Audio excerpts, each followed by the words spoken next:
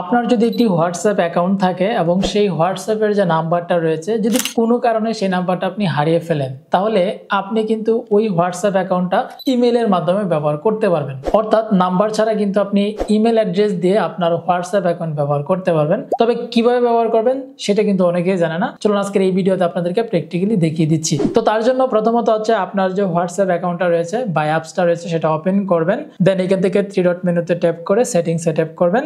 এবার এইখান থেকে আপনাকে অ্যাকাউন্ট এই অপশনটিতে ট্যাপ করতে হবে। দেন এইখান থেকে আপনি ইমেল অ্যাড্রেসে ট্যাপ করবেন এবং এইখানে এসে আপনাকে হচ্ছে একটা ইমেল অ্যাড্রেস অ্যাড করতে হবে। তো আপনি এখান থেকে অ্যাড ইমেলে ট্যাপ করে আপনি জাস্ট এইখানে আপনার একটি ইমেল অ্যাড্রেস বসিয়ে দিবেন।